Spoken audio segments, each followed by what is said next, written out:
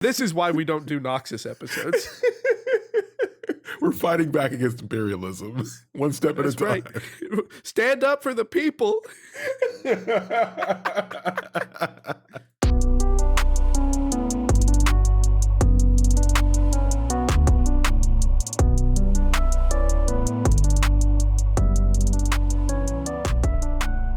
Welcome to Casuals of Runeterra, episode 73.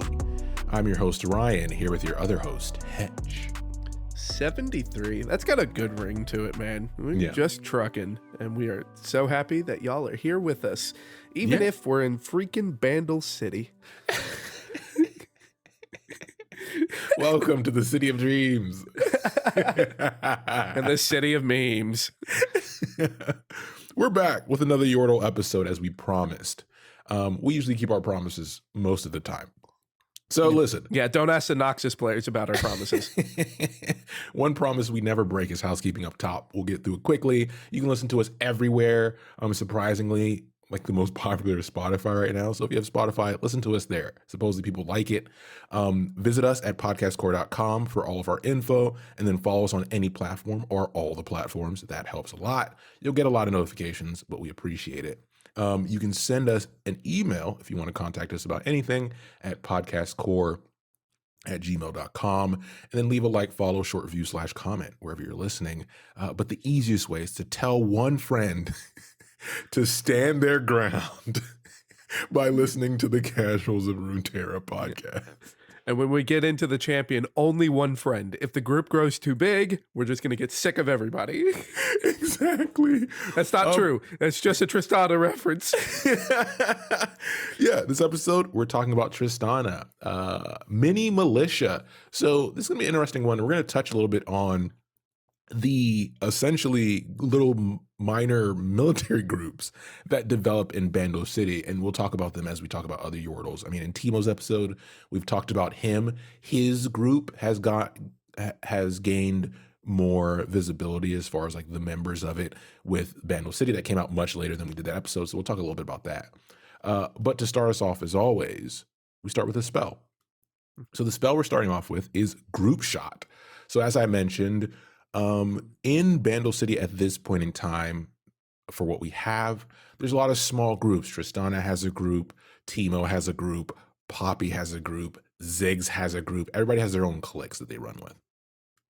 Yeah, and luckily, as far as with this story, we'll get into a bit as far as how this group grows, but like Yordles themselves, which we've mentioned in every Yordle episode, they're very communal people. Like Yordles like to stick together. So the things that make the champions stand out is the fact that they go out on their own, not just by themselves within the world of Bandle City, but also within Valorant. Like they leave the safety of Bandle City on their own to strike these adventures. And that's what sets our champions apart. But Group Shot is really just like the Yordle anthem. Like, yeah, the more of us that we are together, the happier we are, the stronger we are. Yeah, exactly. This is a decent card. It doesn't see much play, but it's a 1-cost fast spell that says deal 1 to a unit. If you have 4+ allies, deal 2 instead. So in Bandle City, we know the problem that a lot of people have is just how much they swarm the board, and this plays much into it. But the quote is what we care about here. And it says from Tristana, okay, this one's for the newsletter, and remember to smile this time. 1, 2, 3. So military propaganda. Because they're a militia. Don't let them sugarcoat it. Yeah, no. They and they're kind of a hardcore militia too. Yeah. But we'll get there. But yeah, it's you got to be recruiting. You know, Uncle Sam wants you. Yeah, it's funny because remember, Bandle City is not really recognized as a region with leadership. I mean, we won't get into the mayor card, but literally on the mayor card, they're like, we don't even know if we have a mayor, but this guy has a great beard and he's acting like one, so why not? So there is no like coordinated military group associated with the region, right? Yeah, like it really is just like a bunch of Yordles that want to hang out together, and they just so happen to want to hang out with the call of defending Bandle City. Like, it's like, this is our call, so we'll do that, but no one's forcing them to be there. There's no payroll. Like, we're just here. Exactly. The next card we're going to talk about is our follower, which is one of the members of Tristana's group. Because in her group, you have a big man, you have the smart guy, you got to have a guy who talks to animals or your hunter type, right? One with nature. And we have Bandle Commando here. And the important thing about Bandle Commando is actually the art.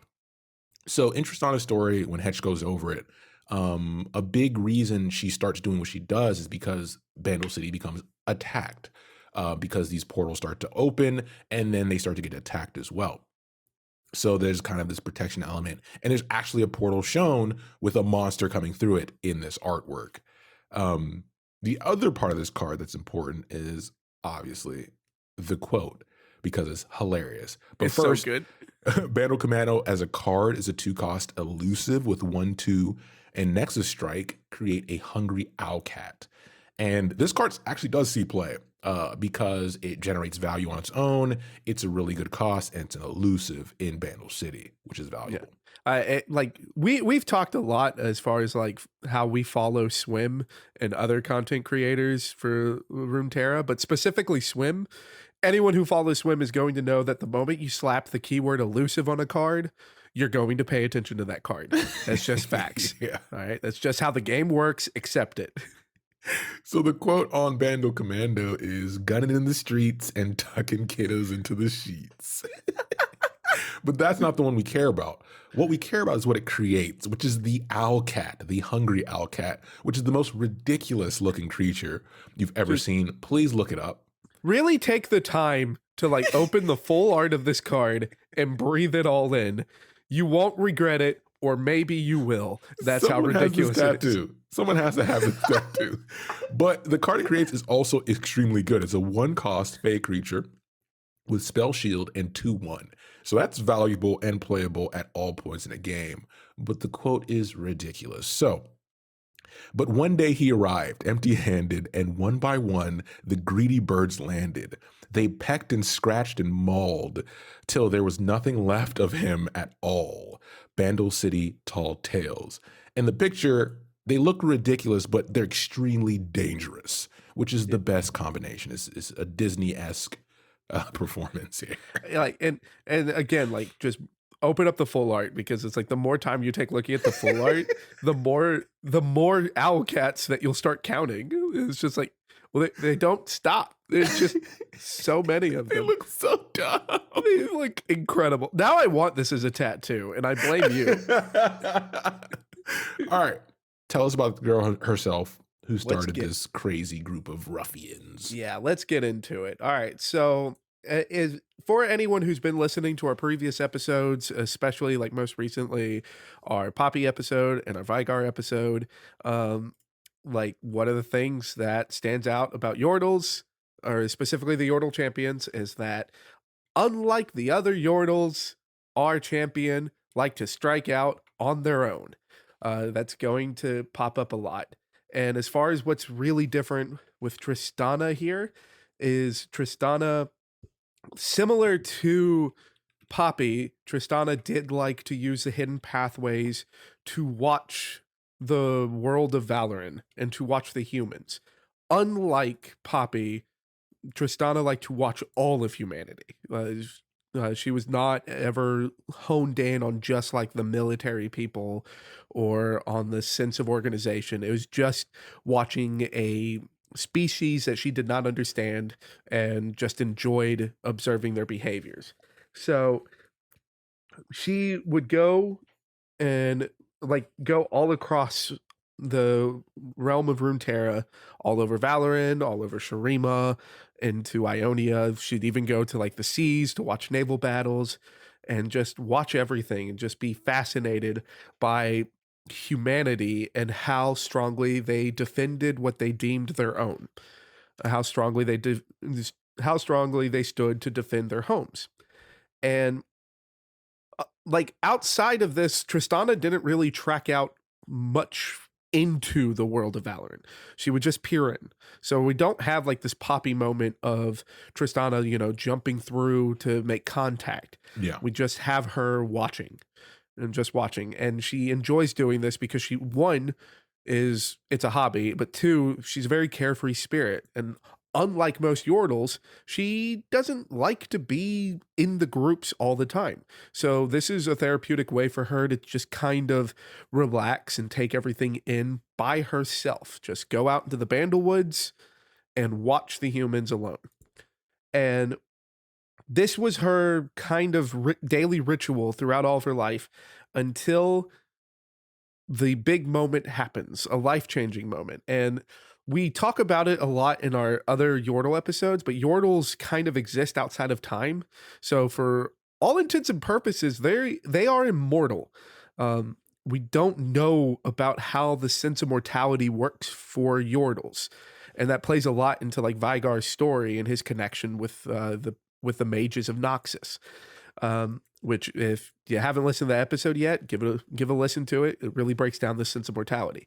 But the reason that this is important is for Tristana's story is to really spell out that we don't know when this happens and we don't know who this is.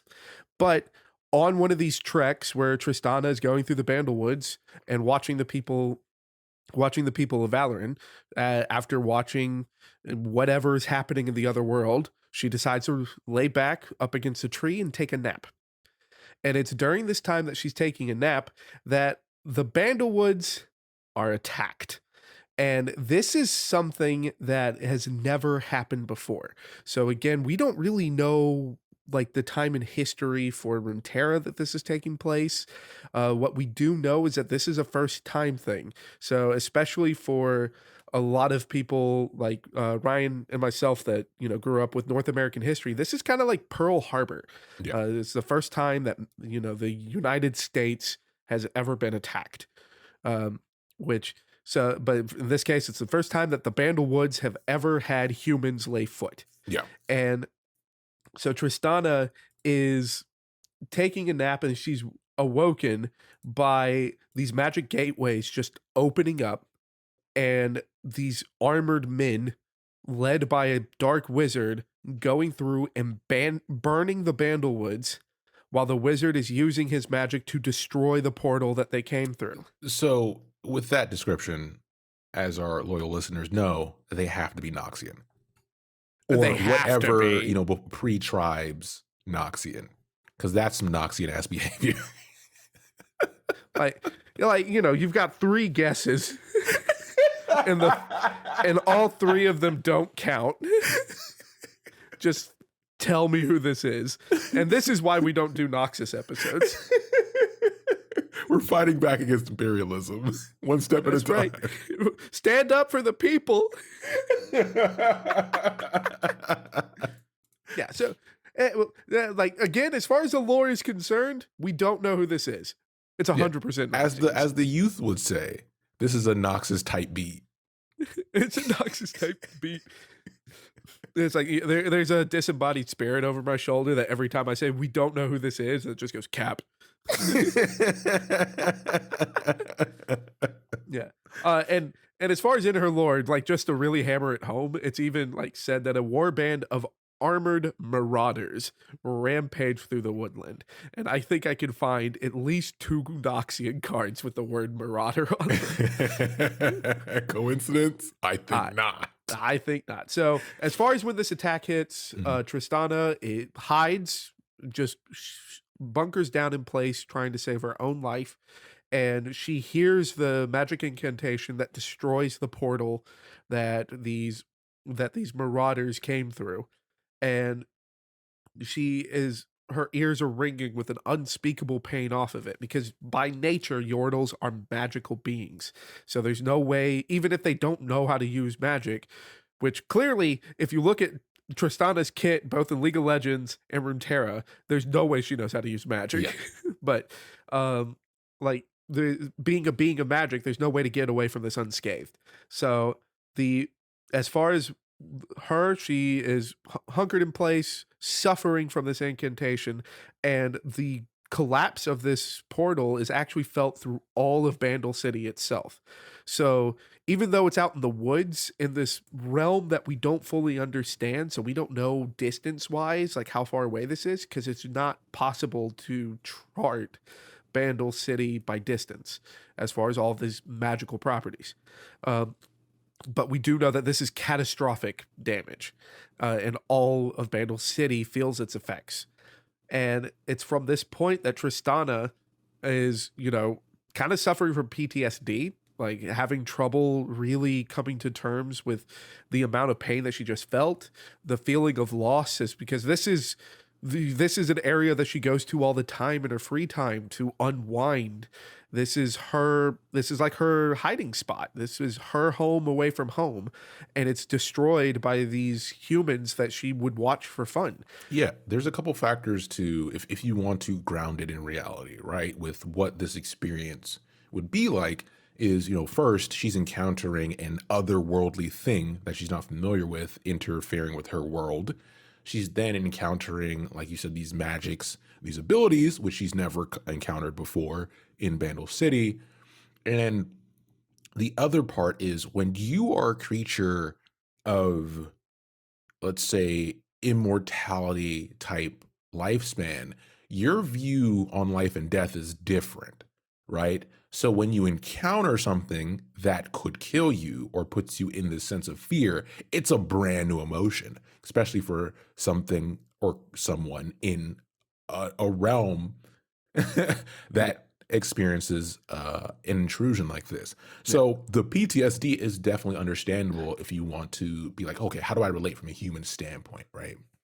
Yeah, and by all accounts, this is the first time anything like this has ever happened, or at least that we have historically throughout the lore. Yeah. This is the first time anything has happened like this in Bandle City, and Yes. Tristana was on the front line of it. Sure, she wasn't fighting, Yeah. but she was right there at ground zero. Yeah. So there's no other Yordle that experienced this as hard as Tristana did.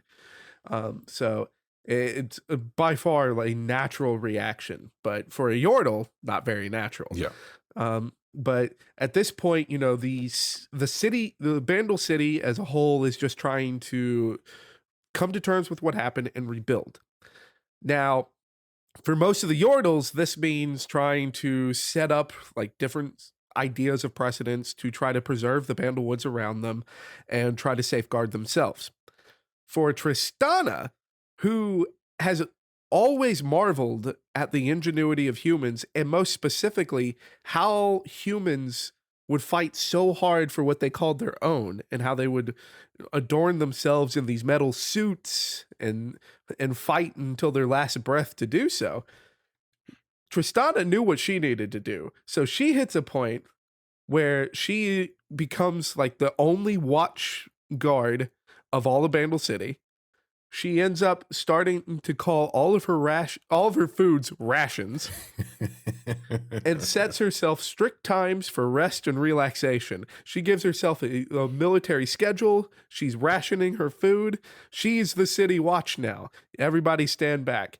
And so she really just is like, I have seen how the humans do this. I'm going to become the military of Bandle City. And Yordles are very free spirited people. So it's not like anyone's going to stop her. All right. Like you're a Yordle. You do what you want. Um, So, as you guys know, we're not afraid of politics here. Um, when you talk about military extremism and when your place of dwelling is attacked by an outside force, completely buying into the military industrial complex is a very natural thing. And that's exactly, listen, it's cute. Yordles are cute, but that's exactly what's happening here. Is Bandle City's attacked and Tristana is radicalized and she forms a militia group to fight back. If that's yeah. not real, I don't know what is. Tristana's that one kid from middle school who like their first violent film they ever watched with their dad was Red Dawn, and then they watched Red Dawn like 80 times and like all throughout 6th grade. Tristana's that kid. And just to really hammer that point home, we get to a point where Tristana now for the first time starts going through the portals and Yeah. actually setting foot in Valoran. And she's doing this because she's trying to get trying to get her hands on the materials to make the weapons that she was so fascinated by in the realm of Bilgewater. So she gets her hands on a bunch of metal discs and commissions a certain yordle by the name of Rumble, which, God, when we get to that episode, that's going to be so much funnier for everybody else hearing this. But she commissions Rumble to create for her a gun that she can use despite her yordle stature. And with a verbatim from the lore, with a wry smile, she named it Boomer. So this is how we get this giant hand cannon that Tristana runs around from. And from this point forward, Tristana is now Rambo. Yeah. All right. Like as far as like North American media, she's Rambo. Anybody out there that's a fan of like Warhammer, the 40K, she becomes like a Katakan jungle fighter. All right.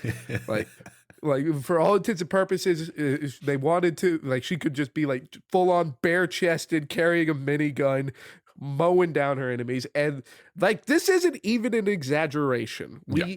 We get from this point on, it is nothing but stories about her triumphs on the battlefield. She finds herself fighting at portals that take her into the Serpent Isles and intervenes in a clash with the Buru people and treasure hunters from Valoran. So as far as like the map is concerned, this is on the ocean parts near Shurima, or between Shurima and Bilgewater.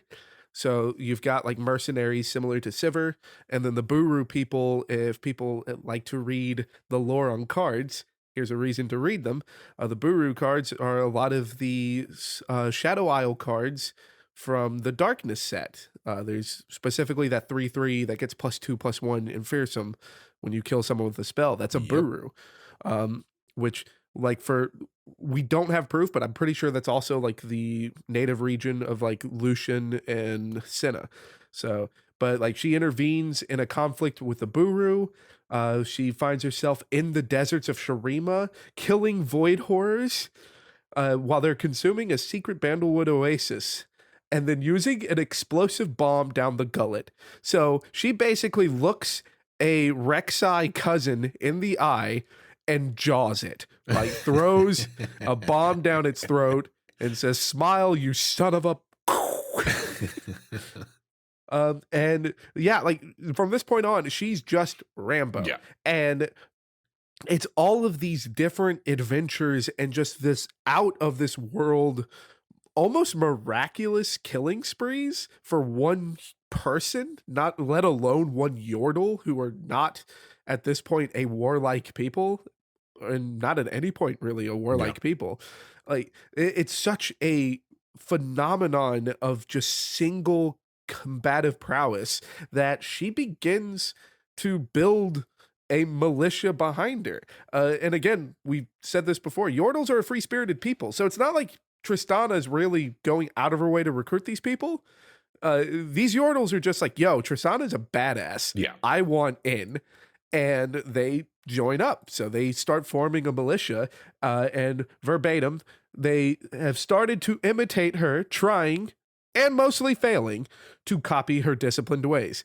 Because, like, free spirited people, free spirit and discipline do not go hand in hand. And this is the point that we start really seeing the birth of the Bandle Gunners. Yeah, and that's where Legends of Runeterra actually picked up with the cards to kind of give us more expansion on that. Yeah, and like because even with what we talked about today, if you look at the Bandle Commando is just chugging around with like this 3-barrel shotgun. Yeah. Like it's like and the art. The more you look at the art of that card, the more that it just doesn't fit like a 1/2, and then it's like, oh wait, Yordles, like they're super tiny, Yeah. so of course it's not going to do a lot of damage. It's Yep. basically just a big Derringer. But yeah, so we now have these people trying to form a militia. They're trying to act like a militia. They're also going to Rumble to commission Rumble to make Yeah. weapons that look like Tristana's weapons. And they become the Bandle Gunners. And Tristana kind of reluctantly accept this because Tristana is still suffering from this initial attack that happened Yeah. on Bandle City. Tristana is fully aware of this concept of mortality now, and she knows that there needs to be more than just herself to really defend Bandle City. Because all that we have before this is Teemo.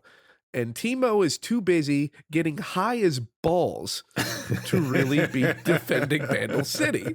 Like, so she reluctantly accepts it, and that's why we get like, the propaganda and everything. Yeah. Join up with the Bandle Gunners. And even her And card, which is interestingly very ally component, like has that ally component to it rather than focusing completely like on her kit from the game. yeah, which is weird too, because this is one of those cards that like doesn't fully translate too well, because Tristana is very much like a a single force in League of Legends. Whereas if Tristana and Runeterra, like you better have friends if you want to ever see this card flip. And let's talk about how that card flips. So Tristana for Runeterra is a 3 mana 1/3 champion with quick attack. Already kind of sucky there. But what we have is that I have +1/+0 for each multi-region ally you've summoned this game. And when you summon a multi-region ally, grant it +1/+0. So if a Tristana hits the board and stays on the board and you've built around this card, like you're gonna get some value off of it.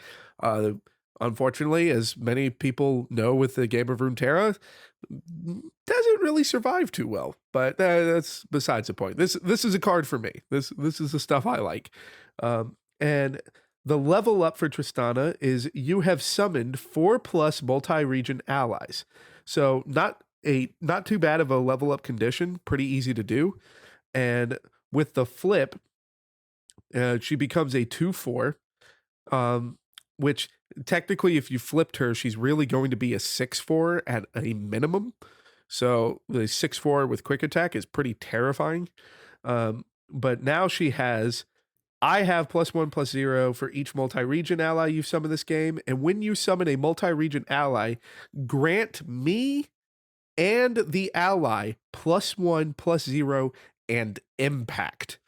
And let's talk about a good way to just end the game. Like this, that impact is going to be damage over the top. It is not like for the rest, like Runeterra as a whole, this is not the most efficient way to end the game, but this is going to be a way to end the game Yeah. if you got a way to make that Tristana stick. Yeah, exactly. It's a card that, and also the art's great on Tristana's card, by the way. I want to mention that. It's so good. They do really well with representing motion in her art. So I would definitely Google it, check it out. But the quote is great. Yeah, and so we're gonna have to talk about the quote on both of the sides of her Yeah, tell because them about they this go military hand in hand. strategy. So Tristana again is the military mind of all of Bandle City. So this is her speaking to the militia, to the Bandle Gunners. So okay, Plan A: we blast our way in and start shooting. If that doesn't work, we go to Plan B: blast our way out and keep shooting. Then we'll regroup and go to Plan C, which is basically Plan A again. And when she flips, the quote is, "And whatever happens, just keep shooting." And I can't think of another strategy that I would get behind. I love it. So this kind of leads us to, the end here.